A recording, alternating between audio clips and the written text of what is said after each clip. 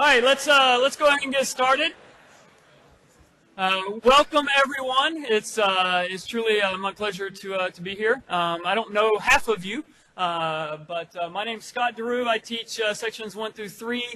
Maxim's somewhere roaming around, who's teaching 4, 5, and 6. We really appreciate you coming out tonight.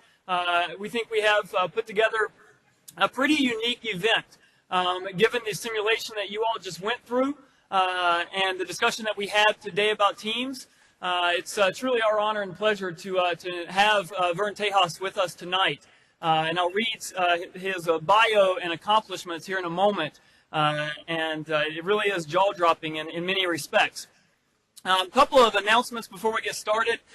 We are certainly giving you points for being here. We don't take attendance really in class that much, but we are taking attendance tonight. And so there are 2 forms going around, one starting at the back, one starting at the front, and it might take all night to get there, but sign your name and your section number, that way we know you're here, and we'll definitely take that into consideration as we go forward. We know that some people have to leave early because of midterms or whatever it might be. The only thing we ask is that you leave in towards the back of the room and not the front, so not to interrupt. But I'm going to go ahead and get started and give Vern the floor. I just want to read to you some of the accomplishments that Vern has had. He's certainly one of the most well-known mountaineers in the world. He's legendary for several different climbs. He was the first person to summit Denali, which is the largest mountain in North America up in the Alaska Range. First person to summit Denali solo in the winter. You might ask why in the world might you actually choose to do that, but he was the first person to ever do that, which his experiences around that summit are immortalized in a book called Dangerous Steps, if any of you want to pick that up. The first solo of Mount Vinson, which is Antarctica's highest peak. I don't know if he wants me to tell this, but he actually recently got married at the peak of Mount Vinson in Antarctica. And so his wife is also a climber. He's the only person I know that has ever gotten married at the coldest place on Earth, that's for sure. Named one of Alaska's top 50 athletes by Sports Illustrated. Has been on the Food Network, ESPN, etc., etc. The list goes on. He has guided and summited Everest 8 times. Which is one of the most significant accomplishments of anyone in the world in terms of number of summits. He's summited Denali over 40 times. And Denali, I have you know, is one of the hardest mountains in the world to summit. He's guided and summited Mount Vinson in Antarctica 22 times. Kilimanjaro 12, Everest 14. The list goes on and on. So I asked him for his bio, and he gave me a list of significant ascents. He also gave me a list of significant descents. And when I first saw that, I called Maxim, and I'm like, Maxim, I don't understand. But then you start reading. He's the first person to ever paraglide from the summit of Denali down to the base. First person to summit and paraglide off Mount Vinson. Paragliding in Antarctica. Think about that. And this one I actually had to ask him. He's got one significant descent where he paraglided backwards off of one of these peaks. And then come to find out that was somewhat of an accident. Didn't take into account the wind conditions exactly correct. But it is truly our honor and pleasure to have Vern with us tonight. He's going to share some of his experiences on Everest. Feel free towards the end.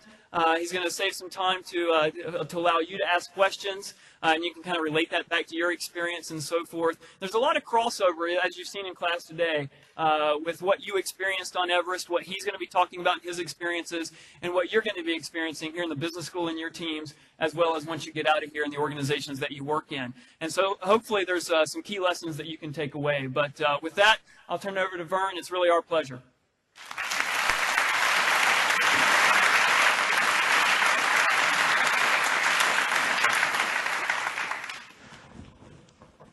Thank you very much, Scott. Appreciate that. I'm excited to be here tonight, and hopefully I can give you a little bit different point of view. I'm looking at Everest as a guide and the team leader, and I want to share that unique perspective. I'm a mountain guide. I've been guiding for over 30 years, and as Scott trumpeted me, it's been a wonderful 30 years. Managed to do some wonderful ascents at the same time, and in the process, I've got a reputation that I hope I can live up to tonight. The people that come on my trips are a very fascinating group of folks, highly motivated, type A's, people that are at the top of their game, people who have time, money, and interest, ambition to go to some of the highest mountains in the world. And they're very similar to you in that respect. So with that, let's go ahead and get started. Going to be running some new technology here. All roads lead to Kathmandu, and that's where our trip begins. We gather there and meet each other, lots of us for the very first time, which makes for interesting team dynamics. As you saw with your simulations, if people don't know each other, it means you got a whole team building effort that has to take place. The team, quite diverse. You can see they're fit, interested, ready to rock and roll, and they're also pretty nervous. They've got the same fears of failure that you have. They have the same internal questions. Am I going to be good enough to go up the highest mountain in the world? And even though they've been exercising, working out for the last year, have worked on their techniques and their skills for probably 2 or 3 years to get up to the point where they feel they're capable of going up Everest, they're nervous. And so it's one of my jobs is to slow them down and help them enjoy the experience. As you can see, this guy's probably constipated right now. So we get to know each other by spending a little time in Kathmandu. We go on tour, get introduced to each other, try to figure out who each other's are. At this time, people start thinking like, oh, he's going to be a strong one. Oh, I don't think she's going to make it. Oh, I wonder how I'm going to do. So there's lots of internal questioning going on.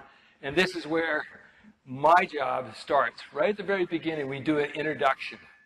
And I set the tone, and I think this is probably a good leadership skill. I've learned this over the years, that in the very beginning, if you can make the proper format, if you will, the proper introduction, it'll set the tone throughout the rest of the trip.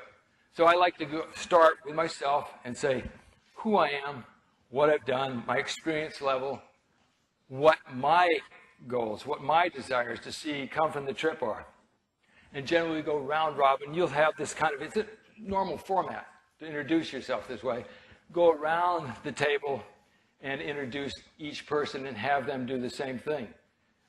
I've found that asking people what they expect out of the trip is really important for coming up with that common goal that you guys have been tested on recently. I've also found out over the years that it's real important to give courtesy and respect in these very beginning introduction. And I do that by actually learning their names, which there's 12 of them usually on the on the Everest trips. This is real important because it makes them feel relaxed. It makes them feel like they're important to me. I like to learn their names before they learn all the guides' names, and there's usually only 2 or 3 of us. So that's a technique that I find to be very, very favorable. It sets up the tone. So a little bit of touring in the big city. Stop in at one of the schools where we sponsor kids. These are orphan kids from the Khumbu. Lots of them sons and daughters of some of the Sherpas that have passed away. We usually like to introduce them to our climbers so that the climbers can then later on help sponsor the kids as well. Then it's off to the mountains. We fly up into the Khumbu, in these Russian helicopters and prepare to start with a very conservative, very well thought out acclimatization program. One of the things I like to stress with my people right at the very beginning is my goal is not necessarily get to the top and make sure they all come back down. And so setting a nice safety baseline, setting the standard there, trying to get everybody else to buy into that's one of my primary goals at the beginning of the trip. And it seems to have worked quite well over the years. We land right above the beautiful downtown Namche Bazaar, which is a local trading post where people come down from the North Country in Tibet, bringing salt and barley with them, and they trade with the valley people here for potatoes and rice. And it's become quite the hub of activity for the whole Khumbu Valley. We spend several days there getting used to that elevation, which is about 11,000 feet, before we bid our hosts farewell, very friendly Sherpa people, and start our trek up the valley. As we're trekking, to establish a rapport and to enhance our communications, many times I will be the first one to register complaints, to actually tell people, man, I'm cold, or I've got a headache. Does anybody else got a headache? So I established right early in the trip that it's not a tough man scenario here. Even though I've been up the mountain many times, I want to establish that you can feel less than Superman on these trips so that it enhances their ability later on to open up and give me feedback, because I'm going to need that. As the trip progresses, I'm going to need lots of input from each and every one of them, specific input. How are you doing? Very common question that I ask all my climbers every day. And I don't want, oh, I'm doing okay. I like specifics coming back. So I set a formula right at the very beginning, and they know that when I say, are you okay, or how are you doing, they need to give me a list of things that's going on. And it makes it very easy to analyze how they're feeling, what's going to actually bite us later on. Generally, I go like head, lungs, stomach, hands, and feet. So I ask somebody, how are you doing? And they'll just read off, oh, good. Oh, a little tummy upset today. Lungs are clear, though, and I'm warm, or I've got a blister. And that gives me a lot of information right early on. We can nip things in the bud. Just a technique that I'd like to pass on. Trekking in to the Khumbu, we're treated by wonderful sights, and we are experiencing the normal social hierarchies starting to be built as we go in there. People are trying to figure out how they fit into the whole scheme of the climb, whether or not they're going to be one of the troopers that makes the top, whether or not they're going to be one of the laggards. Excuse me, I'm getting hoarse already. Does anybody notice those jets are dry? Yeah. And it's my job, really, to slow these people down. They're all just gunning. They're all wanting to prove themselves to the rest of the team because they have these feelings of like, am I gonna be able to do this? So the tendency is the pace gets faster and faster every day. So I hold them back. I cajole them, I tell stories, I sing songs. It encourages them to loosen up and actually enjoy themselves as well. This is not a He-Man sport. You can be tough and macho and do it, but I find that you have much better effect up high if people have been enjoying themselves. So I like to de-machoize the trip and make it something pleasant. I tell them, enjoy the journey. The destination is not as important as having a great time.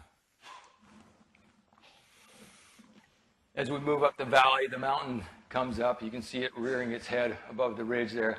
And this just ups the amperage. And again, I have to slow them down. We spend actually 10 to 12 days going to base camp. It's only 25 miles. That works out at 2 miles a day or something. But by slowing people down, it allows their body time to adapt. And that's very important because eventually they're going to be going where the oxygen is 1/3 of what it is at sea level. So by slowing them down, gives them a much better chance of feeling good and actually performing better. A couple of weeks into it, we're approaching base camp and a place that we're going to spend the next 2 weeks just getting acclimatized and enjoying the wonders of base camp. Base camp is probably the second largest community during the spring season in all the Khumbu, which is the valley just south of Everest. Over 1,000 individuals will be here, many different nationalities. It has almost a carnival-like atmosphere with the tents set up and people speaking in different languages. Wonderful place to visit, and I hope some of you guys get the chance to trek to base camp in the future. And it becomes our home as we acclimatize, and not only that, but we celebrate our puja. And puja is a blessing ceremony where Buddhist priest, a monk usually, will come and not only bless the food, bless our equipment, he'll bless us and bestow a prayer string for a safe return, and pray for the Sherpas that are making our whole climb possible, that they return to their families as well. And a great time to party. After everything's been blessed, of course, it has to be consumed, and it usually makes for a very interesting day. We're toasting with Chang, which is the local rice wine, which is very popular with the Sherpas and us climbers as well. It's usually on a day like today, when we've got a cup of Chang in our hands, I like to, again, set the tone for the rest of the trip. And I toast them. I say, to our success. And then I explain what I mean by success. I said to them, success, the way I view it, is that we all come back down. We all come back down with all of our digits, and we come back as friends. And that gets them all starting to think, like, how to be a team player, how to actually make this come to pass. You have to actually sell to these individuals, all of them, you know, as I mentioned, chiefs in their own domain. Sell it to them that, you know, we are a team and we're looking out for one another. Then the practice begins. Most everybody has been practicing for at least 1 or 2 years before they come. But we like to reiterate that again at base camp. So we go out and practice some more to build the confidence of our team members. Here, Bruno is going across a ladder, across a small iced up pond in the base of the ice fall. It's easy, but it gets him celebrating his small successes, because pretty soon he'll be on a ladder that's bridging a 200-foot crevasse. So it gets everybody nice and comfortable. We also will practice the fixed line techniques, how to move along a safety line. If you remember from your simulations reading about the history in '96, people used fixed line where it was, and it bogged them down where it wasn't up high on the mountain. It was probably one of the primary causes of the delays that ultimately led to the demise of some of the team members. However, we're going to be putting fixed line in all the way to the summit, and by practicing these techniques, we're going to hopefully get away from the delays that caused so much trouble in '96. You notice they're also tied together, and this is a metaphor I like very much, because it means that we are on the same team, we're on the same rope. Something goes wrong with a team member in front of us, we can't go by them. We're hooked to the same rope. Our life support system is linked together, and it's a great way for them to feel that bond. It's metaphorical, but it's also literal. We are tied together as a team. And a great way to get comfortable with your tools is actually use them walking around the ice. And this breaks up the ice, and allows people to start thinking, how are we going to do this as a group? Now, we've been very fortunate over the last few years. We've been able to install a communications tent. And this tent allows everybody to not only communicate with their loved ones back home, but also get the message out, what they're doing. Some of these people have websites, some of them have sponsors, and they need to get the word out, how the trip's progressing. But it gives them a psychological touchstone to know that friends and family are nearby and in support of them. This communications is also important on many different levels for the team as well. As I mentioned, we like to start it early in the trip and get people comfortable with the idea that we're going to have frequent communications. It's got to be clear, and I set the pace with that. Every day, I'll do a briefing with them in the morning and also in the evening. I stress that I enjoy questions so that they get to the point where they can come to me in the group setting or individually and ask me for different solutions that I can hopefully give them the answers to. Once that becomes established in base camp, further up the mountain, when big questions are coming back, should I go on? Do I have frostbite? Things of that nature. It's already established that there's a channel there. Please come to us, not just myself, but the other guides as well, and ask, and we will help you out. We are going to also ask you questions, so let's make it a two-way transfer of information. In the evenings, as I mentioned, I'll have a debrief, and at that time I ask people how the day went and get an idea, get some feedback to understand and hopefully nip in the bud any problems that are going to arise. So keep it clear and simple and make it frequent. And I think you'll find as a leader yourselves that's going to make for a good basis for future communications. And then the climb begins. We're looking up the Khumbu icefall in this photo. It's a jumble of ice and snow that moves all the time. Gravity's pulling this glacier down, and it becomes crevassed as it tumbles down. It becomes standing blocks, and we've got to go up this route. Things also come down this route. So this ups the ante. People start going, whoa, this is intimidating. This one happened to come all the way into camp. That has ramifications. People's psyche drops when they see something like that. They realize the dangers that are ahead of them. And then that becomes very important for us guides and leaders to reassure them, to make sure that they understand that, yes, bad things can happen here, but even so, for the majority of the time, bad things don't happen, and we can still climb. Do not get intimidated. Just become aware of the dangers and try to mitigate them. We don't like to go in the afternoon because the sun loosens things up. So that's part of our mitigation process. That particular avalanche came down and blew a guide friend of mine and his client into a crevasse.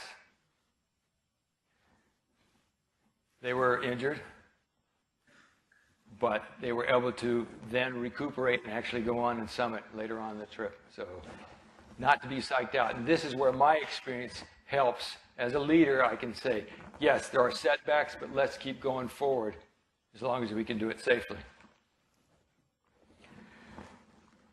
Fortunately, in the last few years, we've also got a clinic that's staffed with 2 full-time doctors, and that's where they brought these patients to. Again, it's an eye-opener to see these avalanches. This is the terrain that we then climb up into. You can see it's impressive, but all doable with the right techniques and lots of ladders. This ice moves throughout this trip. You're going to see these blocks will be standing for the first week or two, and then you'll see them leaning. And then a little later in the trip, when we go back up, you're going to see them fall down. These particular slides are a compilation collage of many different trips. Generally speaking, we don't climb straight up this mountain, even though I'm going to present the slides in an upward sequence. I'm going to give you a little bit basic idea of what we do for the safety of our folks. As I mentioned, the acclimatization rate is very important. We want them to stay psyched. We want them to stay healthy. And to do that, we follow a very well-proven, time-tested technique where we yo-yo climb. We climb up to Camp 2. We rest there for several days, allow our body to suffer without much oxygen, and then come back down and rest and recuperate.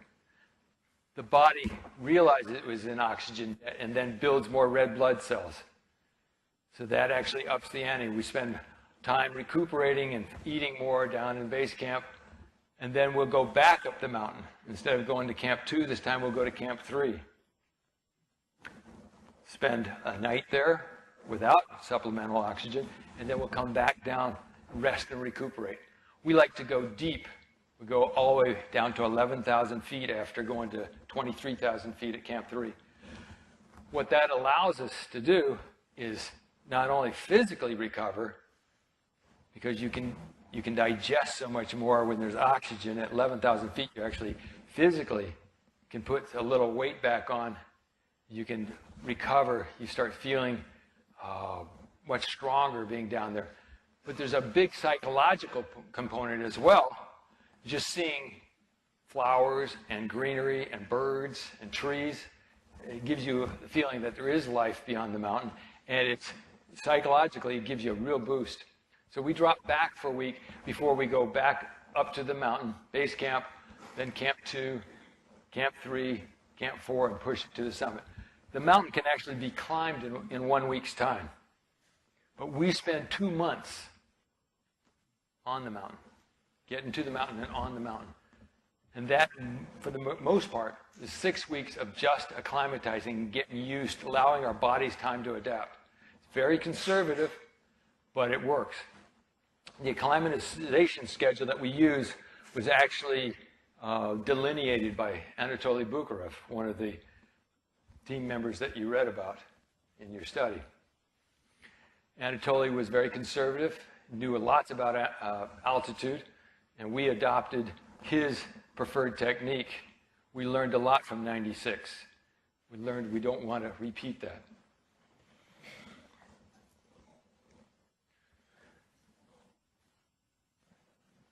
Lots of things to fall off of, lots of things to fall on you, lots of things to fall into.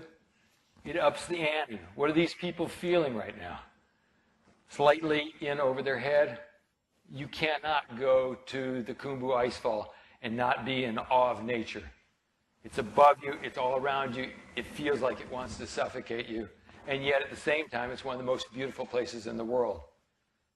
Remote and deadly, but very, very beautiful. These folks are intimidated, and it's my job to cheerlead. And I think good leaders know how to do that. Encourage your people when they need it, and also to caution your people when they need it. But I find on a day like today, I'm trying to get people to keep moving so we don't spend more than 8 hours in this jumble, but also to celebrate each moment we get a little bit higher on the mountain. When we come to a place that's not going to avalanche on us, we take a break, we make sure we sustain ourselves, people stay healthy, people stay oxygenated and well fed.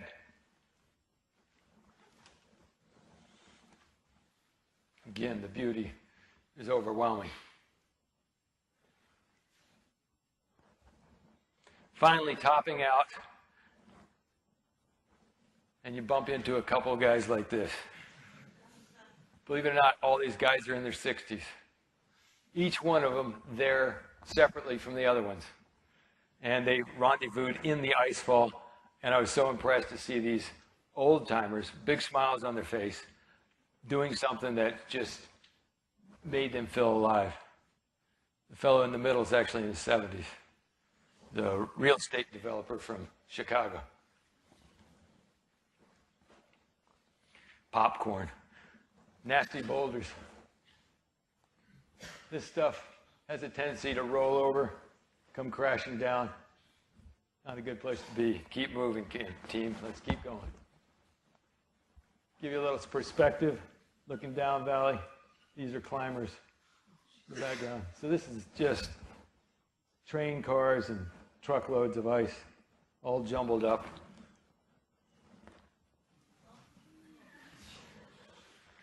Like I said, there's lots of things to drop into. But now, all that practice we did for the first 3 days while we're in base camp starts paying off. People know to focus on the rungs, not on the drop below. They know to hang on to the ropes on the side. And they feel fairly comfortable, even though it's a quite intimidating situation. But the proper pre-planning, the proper preparedness is what gives them the confidence to move on. So you can do this as a leader. You can give your people the preparation that's necessary so that they're not overwhelmed by the job. 4 or 5 ladders. It's quite a workout at 20,000 feet. Especially carrying a big pack. Sometimes things move. We had to go around this one. And this one. If things go wrong, it helps to be prepared. We set up an anchor and we can rappel down into the crevasses and extricate gear and any team member who should happen to end up down there. Unfortunately, this is a rarity. It does happen from time to time. But they need to know that you're equipped with the right techniques and skills to get them out of a jam should they get into it. And that's good leadership. There's other challenges as well. And if you see a cloud like this over the mountain, you can bet it's going to be a very windy day. This is known as a lenticular cap. It's just a cloud that indicates that there's moisture moving up and over the top of the mountain at a very rapid speed. And it usually digresses within 24 hours. It starts going to heck. And it might be a good time to either go down or at least hold your position. You wouldn't want to go up in a storm like this. There's other challenges as well. Thermal, yes. Frostbite, hypothermia, they can kill, they can maim. This guy's not going to be using the computer for a month or two. Generally what happens with the frostbite is they'll swell the fingers, if they get frozen like these were, they'll swell up and you get blisters on the end. You'll be very, very dainty with touching things for a month. Very sensitive. But there's also heat problems. You wouldn't expect it, but on Everest, because it's so high, you're above most of the atmosphere. There's less filtration of the sun's rays. And when they come in, they're coming in straight from the sun with no blockage. And you can see the temperature that Jeff's holding this thermometer at about 115 degrees. That's not air temperature, that's a radiant heat. The sun comes in, reflects off the snow, and the snow is, you're in a big valley at this point, and it works like a solar oven. And you have to take that into account as well. It's very easy to get dehydrated in these kind of temperatures, and then you lose your efficiency.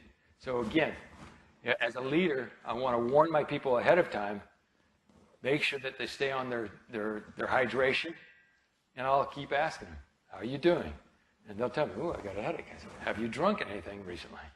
So this is important.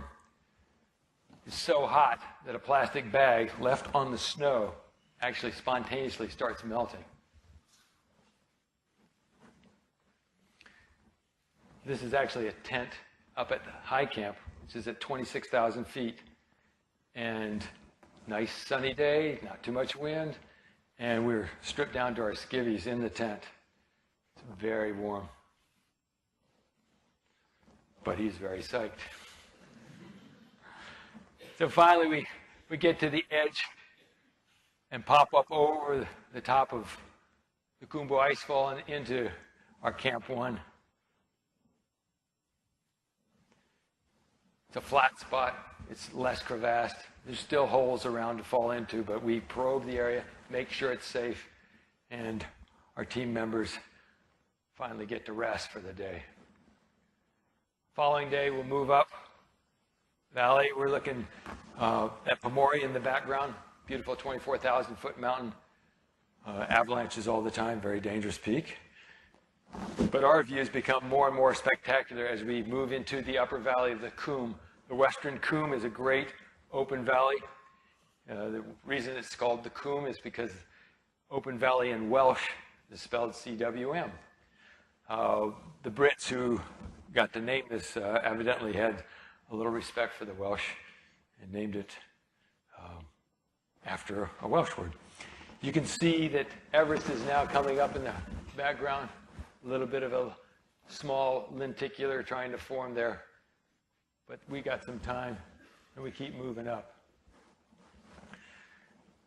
How do you build this team?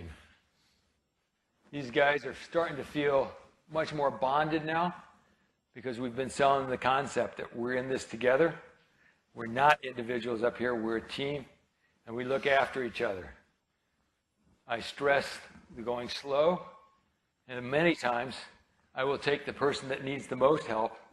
Instead of putting them at the back of the team, which is very common, I'll put them right behind me when I'm leading so I can help them out.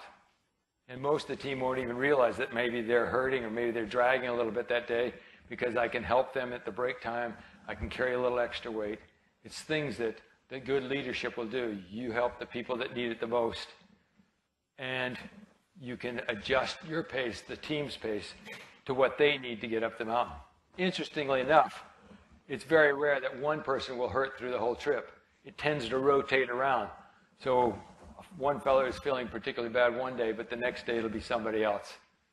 So this also gives them the feeling like, hey, if we take it easy on him today, maybe he'll take it easy on myself tomorrow.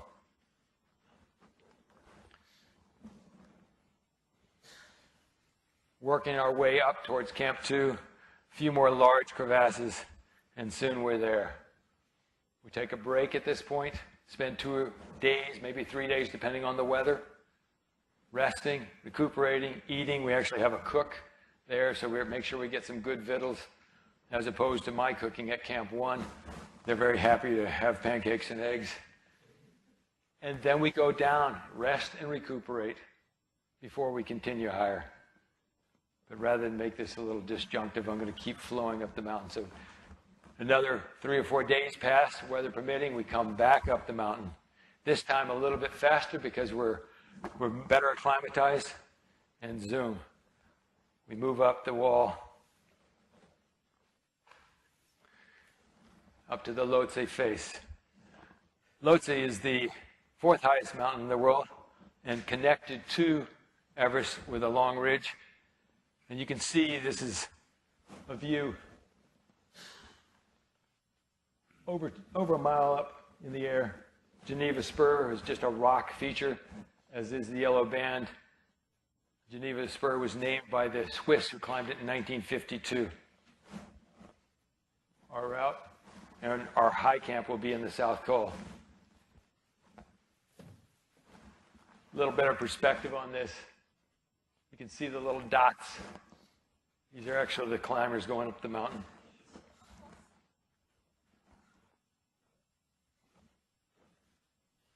Lower Camp 3, Upper Camp 3. Oopsie. And then us heading up. This is about when the altitude starts kicking in. Getting around 23,000 feet. We are now suffering from the lack of oxygen. We've been acclimatizing up to that point, but now it starts having effects. Bruno is having a tough day. We go a little slower and make sure he stays part of the team, because in our strength is our numbers. What are these people feeling now? What is going through their mind? They're actually feeling a lot more confident, because this is one of the crux moves of the mountain going up the Lhotse face. They know that because they've read the books and I've explained it to them. But the fact that they're making progress up the mountain gives them the feeling of confidence. They know they're working hard, but all the physical training that they did earlier is starting to pay off. and they're getting high on the mountain and getting treated to some very beautiful views, especially the view of Camp 3, and seeing the Sherpa waving us over. Come over here, your sleeping bags are over here. And we're welcomed into Camp 3, and most of us are pretty excited about that. However, to leave a tent door open in that big wind that we saw earlier, you end up with some major modifications on your tents. The other thing that happens at altitude is because of lack of oxygen, it makes digestion very difficult. And without digestion, you get nauseated when you eat. I'm in the process of cooking here, but I'm not looking forward to the meal. And neither is anybody else. It's very difficult to hold down your food at that altitude. Ironically, we need more calories because we're fighting the cold, we're working very hard, moving up during the day. We're breathing probably 3 times as much as we normally do. All takes calories. So we'll be burning 5,000, 6,000 calories a day, and yet we're not taking in as much as we normally would at sea level. We might only be taking in 1,500, 2,000 calories. It's all that you can hold down. We spend a night at this level without supplemental oxygen. It demands a lot of our bodies, and then we start producing red blood cells, and soon we drop back down, all the way down to 11,000 feet, and rest and recuperate. That takes a week, and then we're soon back up and on it, moving out of Camp 3 and up the mountain. So this is now, we started in the beginning of April, now we're moved to the middle of May at this point, and we're actually heading up once we get the good weather reports, which happens to be one of the biggest decision-making, as it was in your scenarios. How do you decide whether to go up or down? In this case, we move up once we get weather reports that say we're going to have a window that lasts for 5 days, if we're lucky enough. And we try to use the state-of-the-art data. We get 3 different weather reports coming in from all over the world and meld those together. The guides get together, scratch our heads, and decide what we're going to do and when we're going to do it. We communicate that to the team. Everybody's psyched. We move up to Camp 3. We start on oxygen at that point, and we start burning bottles of O's. Very critical. Once we make that decision to go, we need to stick with that plan, because you start diminishing your oxygen, trips over. So the clock is now officially ticking once we leave Camp 3 that second time moving up the mountain. You can look down into the coombe, you're getting treated to some great views, and you feel like you're on your way.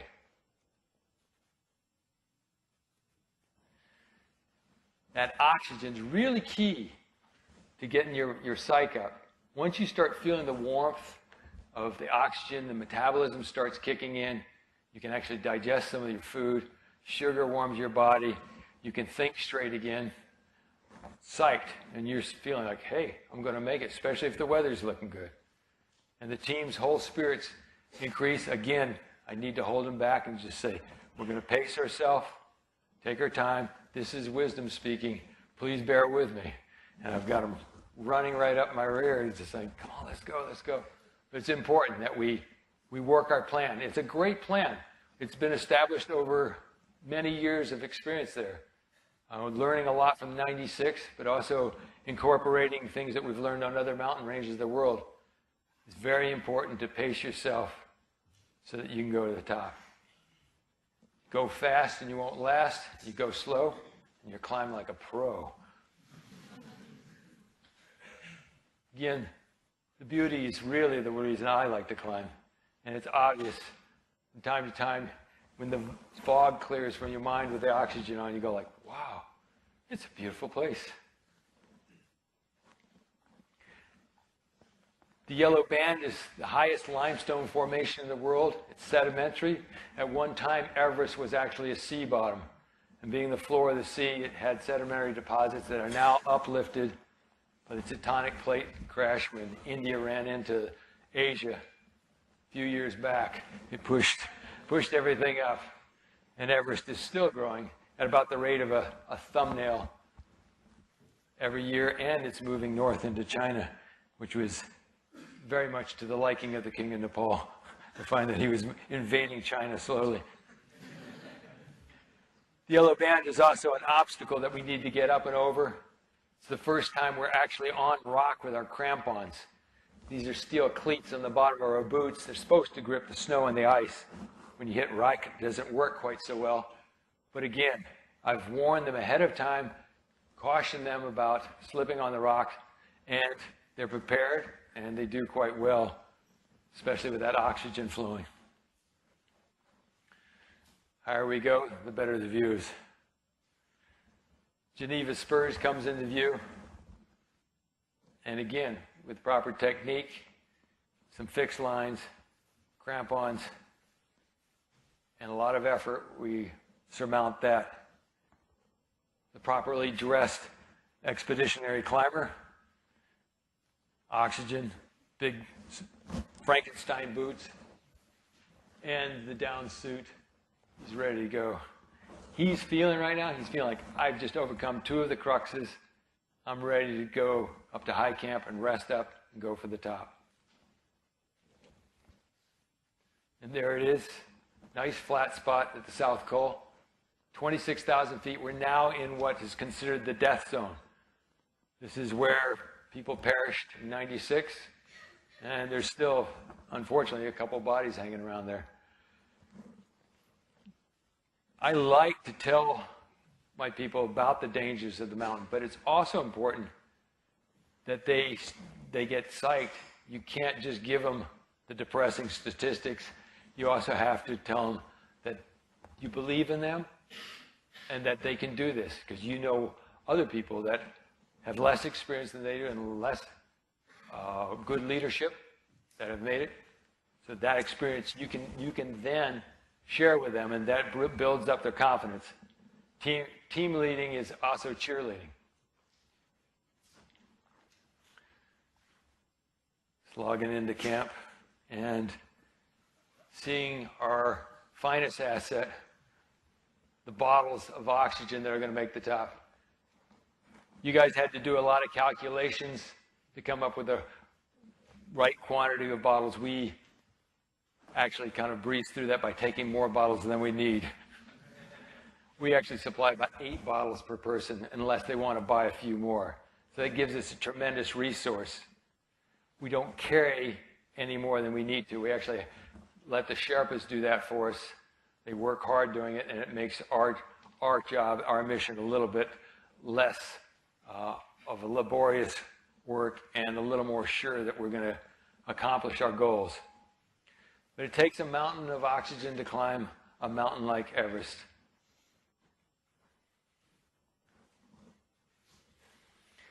Once again, I'd like to mention the Sherpas that do so much of our work for us, the carrying up of the oxygen bottles, the cooking for us, the setting of the fixed lines, are an integral part of our organization. Without them, I can wager that very few people would get to the top of Everest. The reason that they're so capable is they actually live at high altitude. They're permanently acclimatized. And they also have a very strong work ethic. So when you come into camp, you see the boys there with fixing dinner for you. It's a good sign that you're going to have a restful night and that you can focus on the mission, and they're going to keep you fed and hydrated.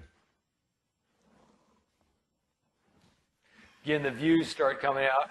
However, over the years, many expeditions have used the South Col camp, and some of them have been inconsiderate and left gear behind. This is a situation that got to the point where organized outfits like ourselves started paying our Sherpas bonus money, a little bounty, if you will, on oxygen bottles and trash that they remove when they go down. It's a little extra spending money for them, and it's actually cleaned up the mountain significantly. These bottles are antiques. They were left in 1952 by the Swiss expedition, and they have now been carried down the mountain, so less garbage on the mountain than there was.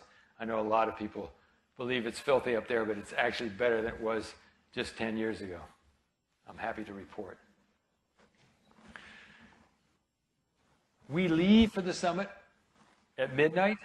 It's a very challenging time to be at 26,000 feet. It's cold, it's dark, it's quite challenging, but it allows us the time that we need to get high enough on the mountain that we'll get back down before sunsets that following day. And this is critical. We want to be on the top before midday. That's our turn back time. You notice in your scenario, when you're studying, the 96 folks, they put it a little bit later in the afternoon, and then they extended it, and that became a problem. In planning, if you have a good plan, you should stick with it. And by sticking with it, you actually avoid switching horses midstream and making an error emotionally charged, one that has taken very little than emotion to make, and it avoids making a bad decision. So we've come up with a much more conservative standard, and that is to turn back at midday. So that means we have to get up at midnight, go like crazy. I know they got up early as well, but they ended up with some bottlenecks because you had several teams competing for the same mountain ridge at the same time. One of the ways we like to try to avoid that, something that we learned from them, was try to manage the traffic jams. Don't go at the same time another group might be up there, so that you don't get delayed and then have to push back into later and later in the day and then come down in the dark, making it easy to get lost, and then all the things that follow after that, especially if there's bad weather coming. Route, in this case, goes up the triangular face. Scott Fisher's here, around the corner, up to the balcony, and then up the skyline ridge, up what I like to call the Tenzing Norgay step to the south summit. That'll take us close to 8-10 hours, depending on how the team's moving and what the weather's doing.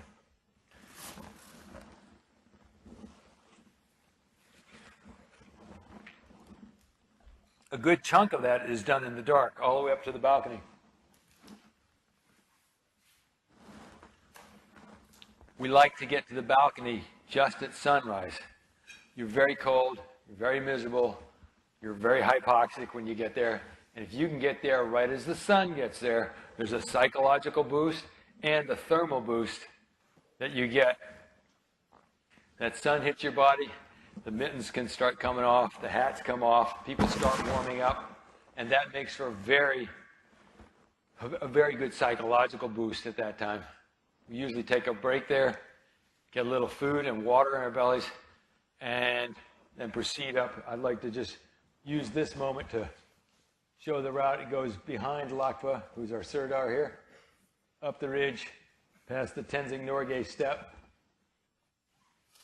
up to the south summit, across this little gully, which I am fond of calling the Death Traverse, and up over these 2-3 bumps to the true summit of Everest. Notice how it's what we call a cornice, which is just a big frozen wave of ice and snow. The wind builds these formations, and they tend to hang out over the Kangshung face here, which is China. And from time to time, they fall off. And when they do that, if you're standing on them, you go for a big ride. So that one of the hazards we warn our people before we get up there is stay off the cornice. It's inviting because it's a lower angle. They tend to curve out and they become flat. So you could walk across the top. However, that walking is sometimes just enough to set the avalanche off and drop you. So we actually have to stay on the side hill, which just makes for a little more challenging effort as we're coming up to the south summit. The views become much more intense. The vistas open up, and you can see miles and miles around. If you look across to the horizon, you can see the third highest mountain to the east, Kanchenjunga, and also Makalu, which is the 5th highest mountain in the world. And as you pan to the south, Lhotse, 4th highest mountain in the world. and you know you're getting close to the top. Looking the other direction, you can see that ridge that I mentioned earlier. This is not the place to walk along that edge, but way down here. But before we get there, we have to actually make the death traverse. You can see a line of climbers going across. And I believe one of our students here has actually met Peter Hillary, Edmund Hillary's son. And I mentioned I'd point this out. I believe this is him in the lead right there. 50 years after his father climbed it, he came back to climb it. One of the first father-son teams to ever make the top. You can see the cornice I mentioned. Not the place to be when that thing falls. It ups the ante. People are tense, but they also realize if we're here early morning, as this photo is taken, they've got a chance of moving up the ridge successfully to the Hillary Step, which is this rock outcrop only 35 feet high. A piece of cake for a 7-year-old to climb at sea level. Quite challenging. Sometimes it takes people 20, 30 minutes to go that 35 feet across this particular formation. Fixed lines left from previous expeditions. Very few people are strong enough to take down the ropes after they've put them up. These ropes were not in place in '96. So these features, the lack of them, actually slowed down the team while they waited for the Sherpas to put them in. And that created some of the bottlenecks that led to the tragedy. Views become more intense. And soon, we're standing on top of the world.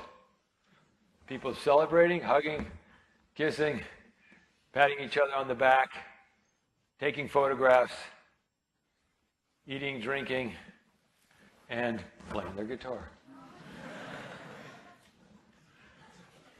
And with that, I'd like to say thank you and entertain your questions on and about Everest.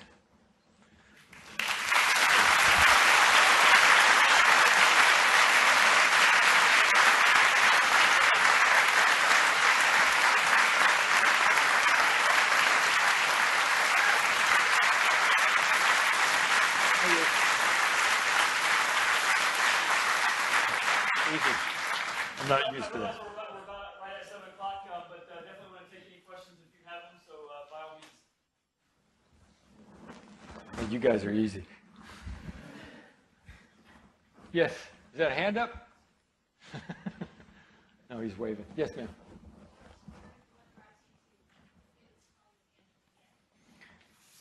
Yes. Does the mountain change? Not so much.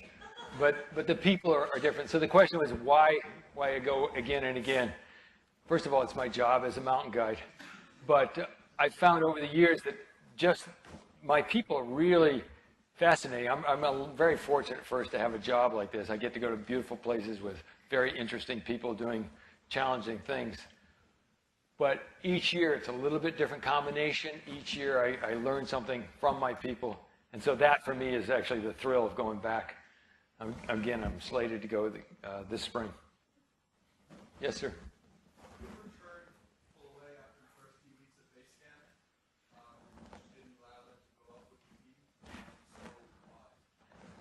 Good question. Everybody hear that? Do I turn people away? If so, why?